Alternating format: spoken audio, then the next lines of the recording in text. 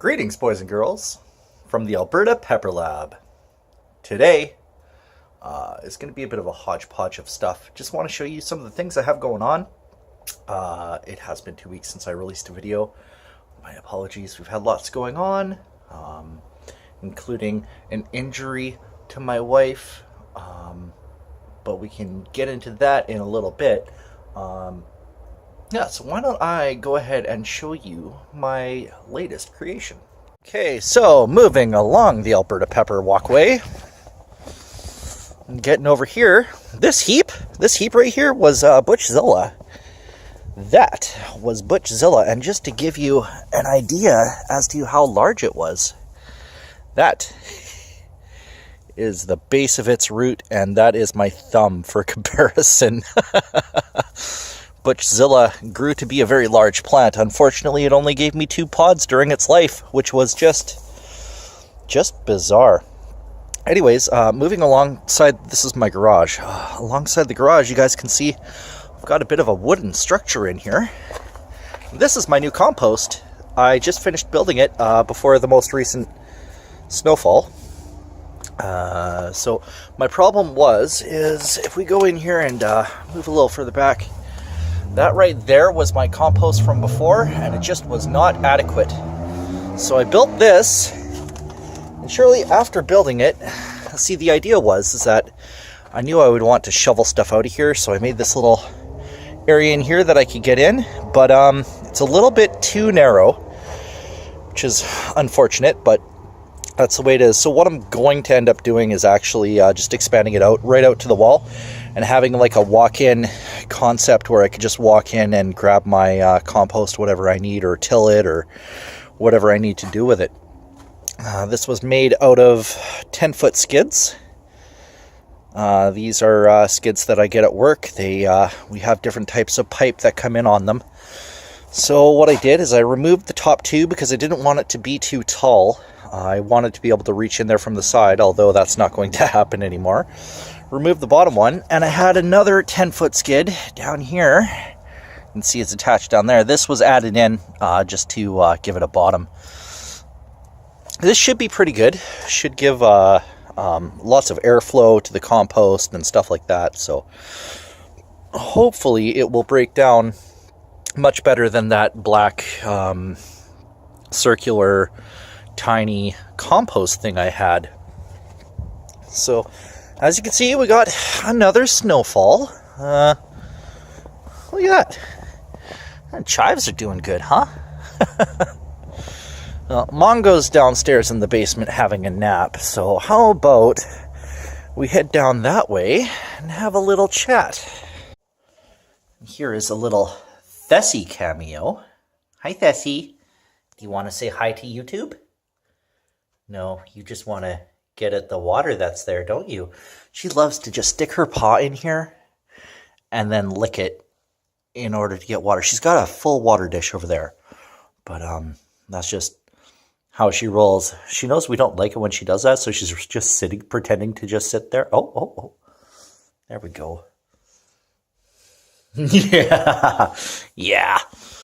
Okay, so welcome downstairs to the Alberta Pepper Lab. It is quite a mess down here, but we're going to clean that up today. It is a mess because I built this. This is my first attempt at a real hydroponic setup. What I have down here are my tiny cat buckets. As you guys know, Mongo does defecate, and we have to deal with that accordingly by buying cat litter. So over here, I've got little baby basket of fires.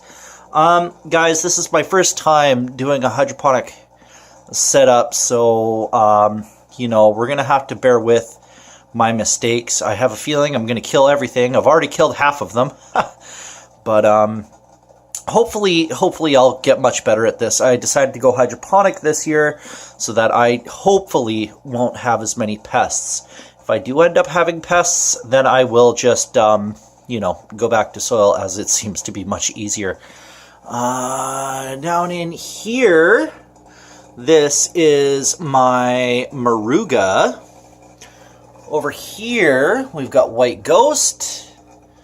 And over here, I do believe this is 7-pot white. This bucket hasn't been attached yet, but it will be. It will be. Oh, we've got a visitor. Okay, so I've got Coyote Zan white right there. I've got the factory jalapeno, or Sriracha factory jalapeno. And over here is my Alberta cross, which is throwing out a different colors of leaves. I'm particularly interested in this one here. Might just kill off the rest and let that bad boy grow. Unfortunately, this is what I have. So I've just run tubes from the bottom of this, as you guys can see in here. I've got my airstone and stuff. Got a pump running out lines to the tops of these buckets. Haven't drilled in a little line for this one, but you can see right here like what the idea is. Water comes in through the top, exits through the bottom of the bucket, goes back in here, and so on and so forth. So this is my my start.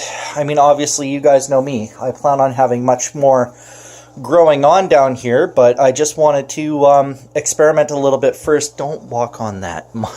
See, you're gonna end up a wet, angry cat.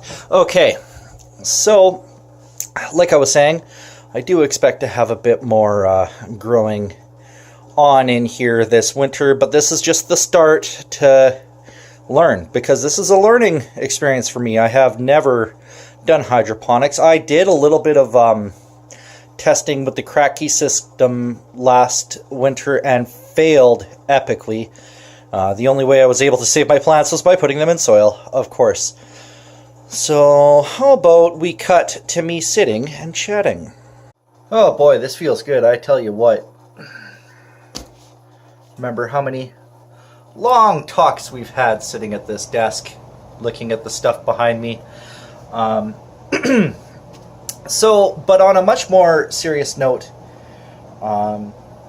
in order to build that compost bin, I had to bring home 10-foot skids, and they're pretty heavy. I loaded them onto my car with a forklift, and they were too heavy for me to like just put on there. So when I got home, I called my beautiful wife and said, "Baby, come down.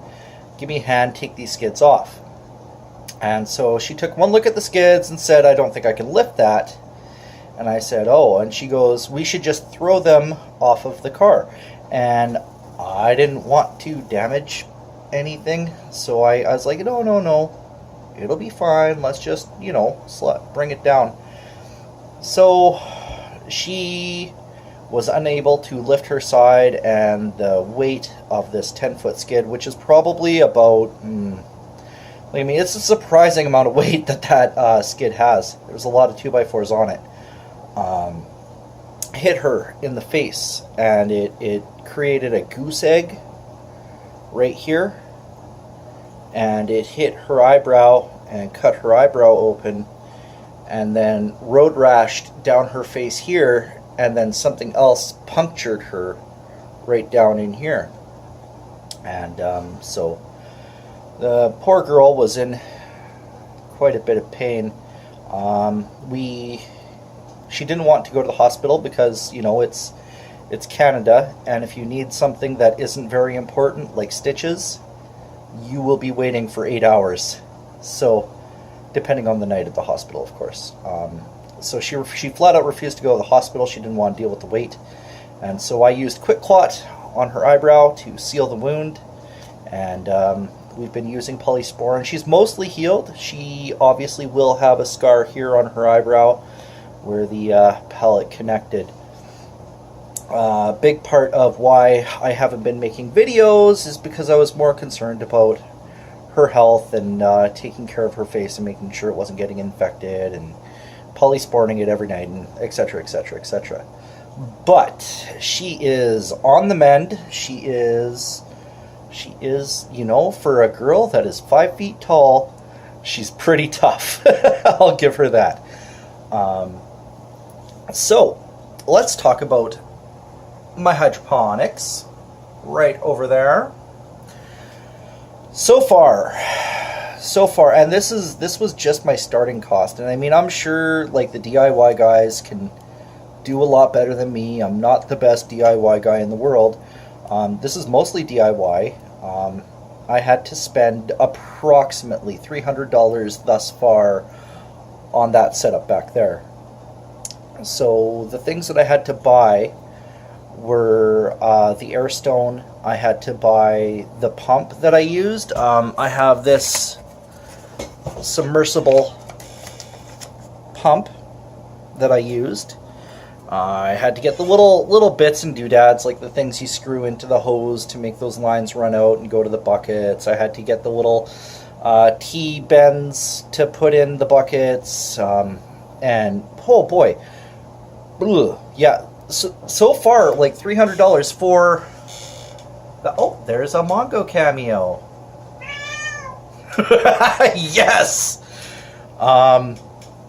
So far I've spent about $300. I also bought, with that $300, a pH kit. I haven't tested it yet. There is no nutrients in there yet. I've been terrified of just killing everything. Yeah, so I just didn't want to kill everything. So I got that pH kit now. Today I'm going to mess around with it a little bit, get some nutrients in the water. Unfortunately, I haven't been able to get around to making a video for you guys. I apologize from the bottom of my heart. I do appreciate that people take their time to watch my my silly channel. So hopefully I will be doing some sauce reviews, because obviously it's a little snowy outside and hard to grow out there. Indoor, I don't have much on the go. I'm growing a cat. I'm growing a few things there, but not a whole lot. If I get good at hydroponics, I'd love to experiment with things. I want to grow hydroponic beans, and I want the hydroponic beans to grow up this 2x4 here. I could drill holes through it so that it can wind through and do whatever it needs to do. And, you know, I think it would be super duper cool to have beans growing through there. Another thought I had was indoor raspberries. I don't know if you can hydroponic raspberries. It just hit me the other day. I've been failing at growing raspberries for the last 2 years. I think I just am trying to grow them in the wrong spot, but we will see. Anyways, that's about all I have for you guys today. Just a bit of a channel update, letting you know where I'm at with stuff right now. I do have a big portion of the Pepper Lab to do. I was thinking of putting crack key stuff in there, like those coffee grind container crack key systems. Not too sure. Not too sure. I do know that I want to definitely have more than I have going on right now. The Alberta pepper right there. But yeah, anyways, hope you guys are having a great day. Bye-bye.